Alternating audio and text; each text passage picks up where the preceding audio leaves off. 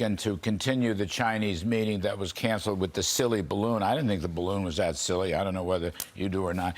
China's engaging in economic sanctions. China may wage a war against Taiwan.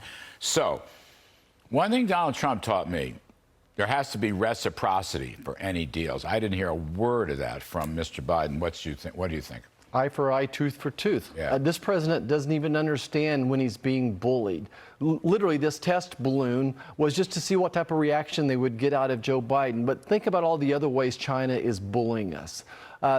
300 people are dying every day from fentanyl poisoning made in China. 90% of the counterfeits that come into this country made in China. They steal $500 billion of intellectual property from us. So they are the constant bully, and our president never stands up to them. I don't understand. Just the thought. I mean, this is one-sided stuff from a former competitor who is now our enemy, I think enemy. China's waging economic warfare. China's hooked in with Russia. China's threatening Taiwan almost on a daily basis. China is breaking the China trade deal that we negotiated in the Trump administration. I mean, even Biden's tightened up on some of that stuff. Now, all of a sudden, out of the blue, Biden dismisses the balloon, wants to help the defense minister. And, of course, Antony Blinken should be testifying before Congress under oath because he was a dirty political trickster. But putting Blinken aside for a minute, where's the reciprocity that would make a deal a deal? Right. So beyond that, let's think about Ukraine. Let's not repeat the same mistakes in Taiwan that this president did in Ukraine. We should be fully arming Taiwan right now. That's what we call being proactive rather than reactive. We've never asked Xi about COVID-19, the origins of COVID. This can go on and on and on. A bully only understands one thing. You got to smack him in the nose. You have to stand up to him. Now we have Mexico bullying us over the border. They won't control their southern border on our behalf either. So, and of course, Russia is bullying this guy as well. Think back to the Colonial Pipeline cyber attack. One more thing, there's no recourse when these cyber attacks are constantly going.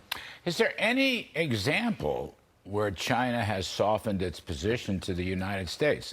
I mean, if you're going to call for a thaw, the other side has to thaw too.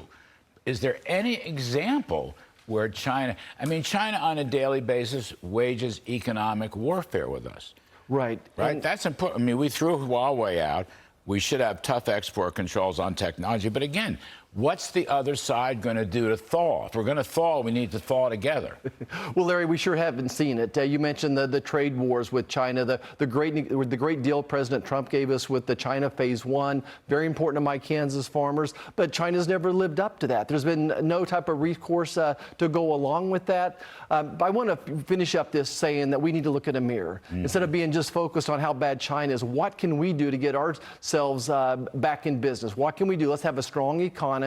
That's how we fight back with China. We need a good education system, a strong economy, a strong military. How about a strong border, too, just to add to that list? Because your point about China and fentanyl, they can't get off scot-free. They are part and parcel of the fentanyl scourge that is killing 100,000 Americans and God knows how many more coming.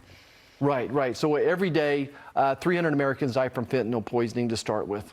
I'm only pointing to, she's the boss. Senator Marshall, thank you for